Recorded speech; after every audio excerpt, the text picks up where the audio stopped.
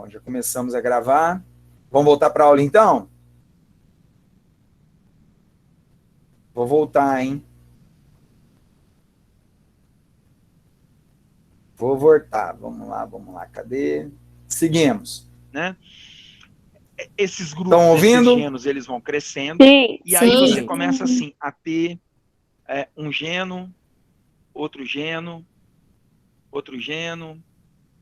mais um geno, mais um geno. Aí, às vezes, o que acabava acontecendo? A união de genos formava uma fátria. Ó, em azulzinho são 2 genos formavam uma fátria. A união de outros genos formavam...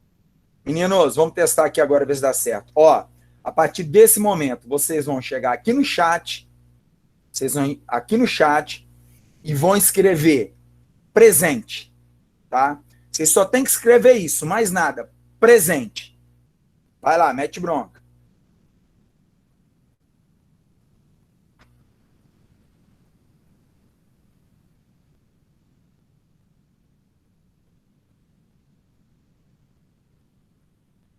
Vamos lá, vou dar mais um tempinho para todo mundo responder.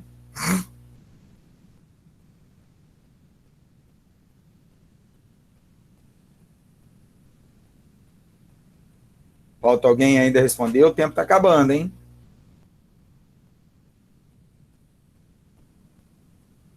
O tempo está acabando, hein? Mais 30 segundinhos.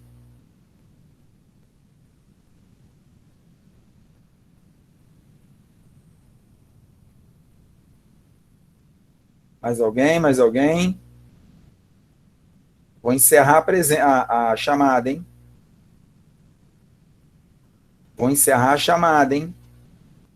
Encerrei.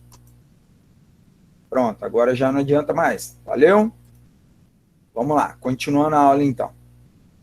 Uma outra fátria. Deixava de ser a união de genos. Você vê o uso privado do solo. Elas vão entrar em guerras, as famílias mais poderosas conquistam as mais fracas, conquistam as melhores terras, e as mais fracas ficam com as terras piores. Você começa a ter desigualdade social, e nasce aí, dentro desse contexto da Grécia, esses problemas que até os dias de hoje a gente vê acontecer, né? Esses grupos, esses genos, eles vão crescendo, e aí você começa assim a ter um geno, outro geno, mais um genos. Aí, às vezes, o que acabava acontecendo? A união de genos formava uma fátria. Ó, em azulzinho são 2 genos formavam uma fátria. A união de outros genos formavam uma outra fátria. Deixava de ser uma estrutura de uma sociedade baseada nos genos e viravam as fátrias.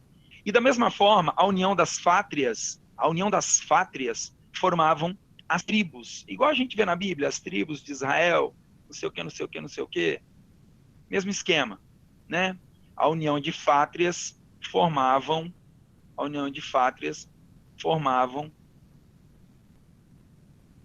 Vocês não precisam ficar tentando decorar isso não, tá, gente? Só para vocês entenderem, viu? E dentro dessas tribos, você vê surgir o povo e o retorno lentamente da vida urbana. Você vê surgir o povo e lentamente o retorno da vida urbana. Então, esse povo que nasce dentro dessas tribos, a gente vai chamar de demos. O que são demos? O povo. E quanto mais esse povo cresce, essas tribos crescem. E com o crescimento dessas tribos, nasce uma nova estrutura urbana, que são as polis. Então presta atenção nisso. Então você vê as tribos migrando para uma estrutura mais complexa, que são as polis. As tribos gregas, cidades, e se transformam em gregas. polis. Tudo dentro desse período homérico. Isso vai ser um Polis são processo. cidades. Né? Então, olha bem, ao longo do período homérico, genos, pátrias, tribos, união, dando origem ao demos, que vai fazer surgir as polis. O povo dá né? origem às Essas cidades. polis eram lideradas por um rei, que já não vai ser mais o pater, vai ser o basileu, vai ser o nome que eles vão dar ao rei. Tá legal? Então você vai ver dentro das monarquias vão nascer os primeiros reis, que vão ser chamados de basileu, né? E essas cidades-estados gregas, elas passam a ter, então, uma estrutura social mais bem definida, uma estrutura social mais bem organizada. No topo, você vai ter os eupátridas, abaixo dele, os georgóis, isso de uma forma geral. Meninos, tá? atenção para isso, geral. Que essa divisão social aí é uma divisão social mais generalizada, tá certo? Mais generalista. Porque, por exemplo, você vai ter cidades-estados como Atenas, que a gente vai ver depois, que a estrutura social de Atenas evoluiu muito. E ao invés de 3 grupos sociais, você chegou a ter 5, 6 grupos sociais diferentes. Tá legal? Em outras cidades-estados gregas, essa estrutura social ela vai se manter. Tá? Mas o básico, no início, é isso que vocês estão vendo aí. E, na base, os tetas. Os eupátridas eram os bem-nascidos, a nobreza, as melhores terras. Os georgóis, os pequenos agricultores, que tinham as terras piores. E os tetas eram sem terras, os marginalizados, aqueles que tinham que trabalhar para alguém, prestar serviço. Isso. Eram os proletários, aqueles que só tinham a prole, os filhos. Então, eles trocavam sua força de trabalho, seu muque, sua força de trabalho para trabalhar para alguém, não sua força física, tá? Mas também intelectual, para receber alguma coisa para poder sustentar a sua prole. Nesse momento da sociedade homérica, é o momento que a gente vai ver que muitos indivíduos começam a ver a necessidade de conseguir novas terras.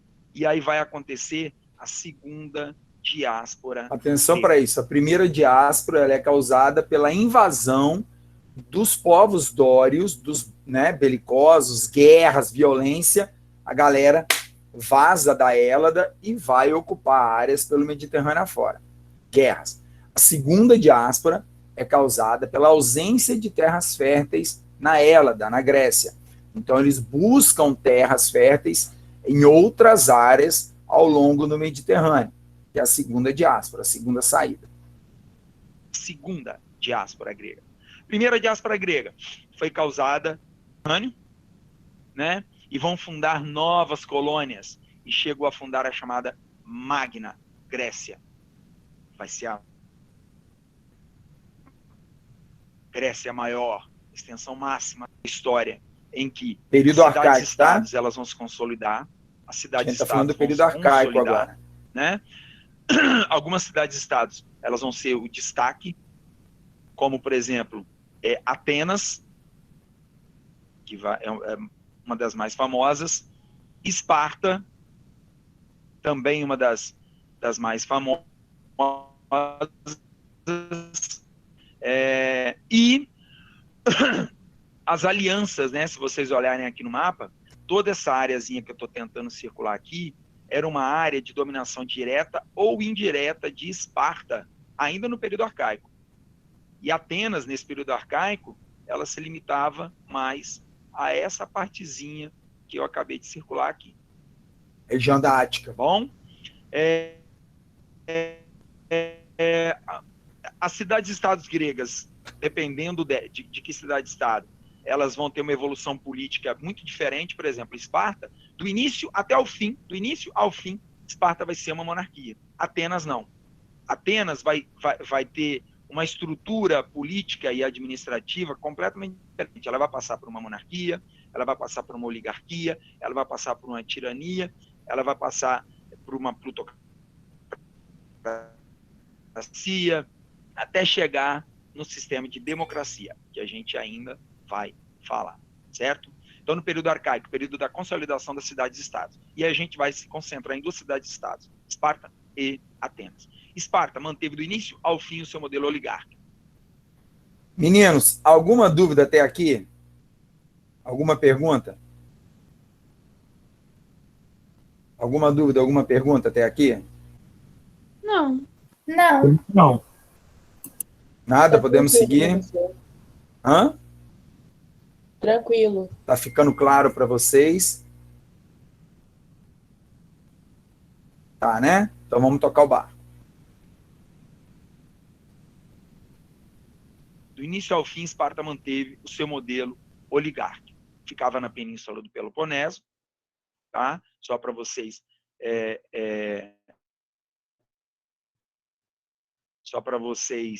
identificarem, Esparta está aqui. Isso aqui é a península do Peloponeso. Península, pedaço de terra ligado a um outro grande pedaço de terra por uma pequena porção, né? E banhada por água pelos três lados, com exceção de um. Você tem a Península Ibérica, Península Itálica e tudo mais.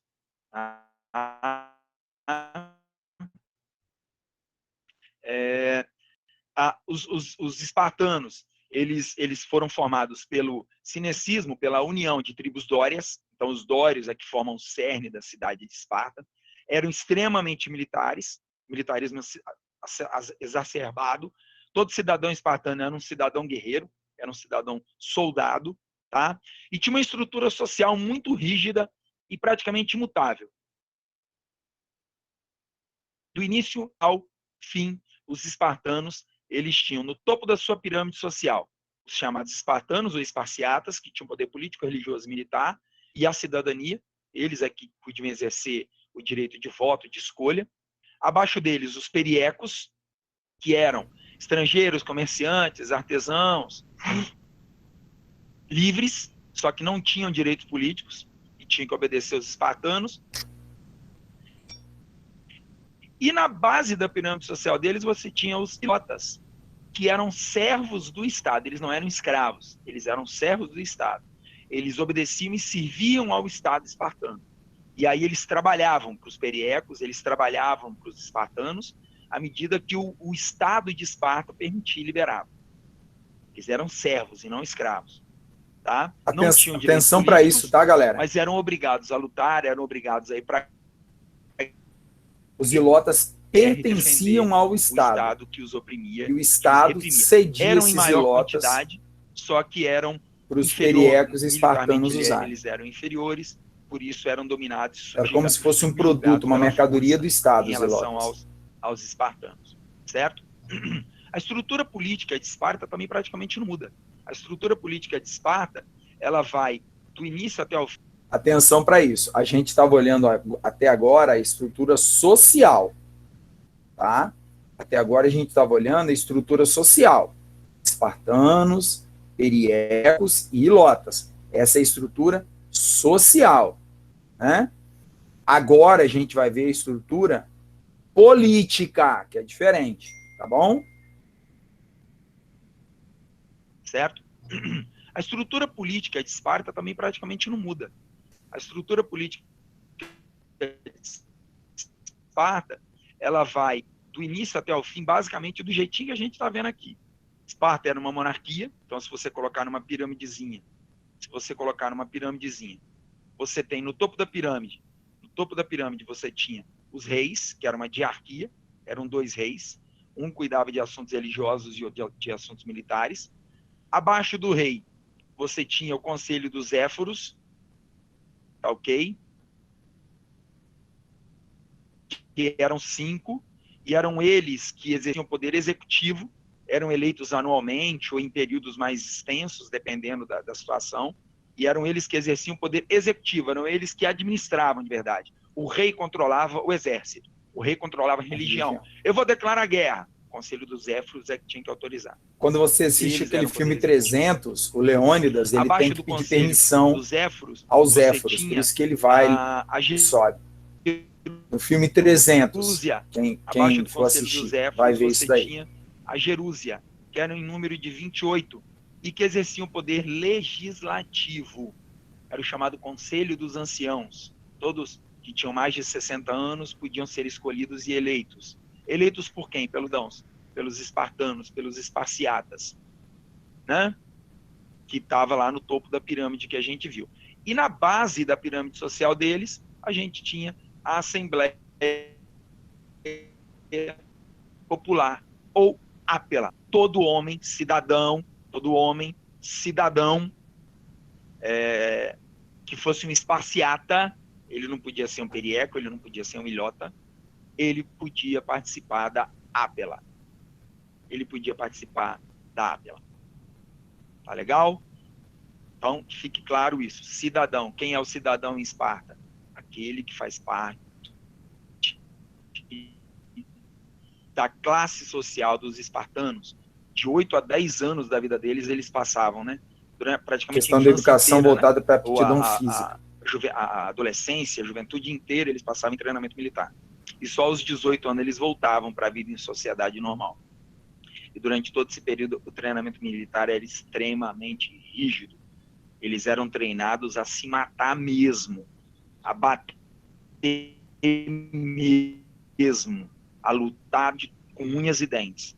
E aí é uma situação interessante, porque na ausência, muitas vezes, desses homens que estão em guerra ou estão em treinamento, mais uma vez, a gente vai abrir espaço para quem? Para as mulheres. Para as mulheres, que acabavam sendo extremamente valorizadas, porque tomavam conta das coisas, tomavam conta dos assuntos da família, e existia um ditado o seguinte, que as mulheres elas tinham poder e eram ouvidas, porque apenas as mulheres podiam dar à luz a espartanos.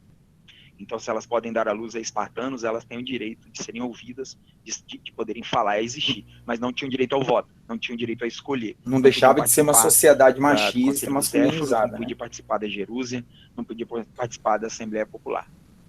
Tá? Então, beijo grande, se tiver dúvida, deixa comentário. Pessoinhas. Oi, oi. Cadê vocês? Oi. E aí? Oi, professor. E aí? Professor. Dúvidas? Não, nenhuma até agora. Nenhuma até agora? Tá. Eu vou dar um Não. minutinho para vocês levantarem, irem no banheiro, tomar uma água, tá ok? 1 minuto. E aí a gente volta e vai para os finalmente da aula, tá bom? Show. Vai lá. 2 minutinhos. 11h24 agora, 11h26 a gente está de volta. Vai lá, vai no banheiro.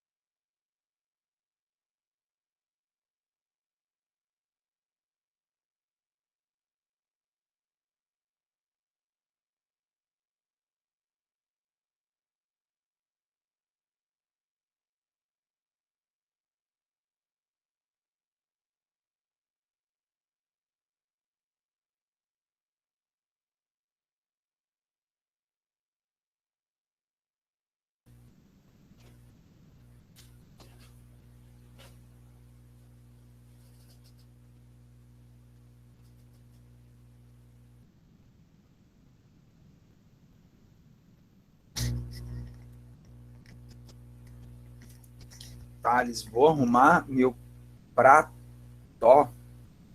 Ah, tá, vou arrumar meu prato, horário de almoço. Já estou almoçando, água. Também, Alice, eu estou fazendo almoço e assistindo aula. Você é mentiroso, hein, Kaique?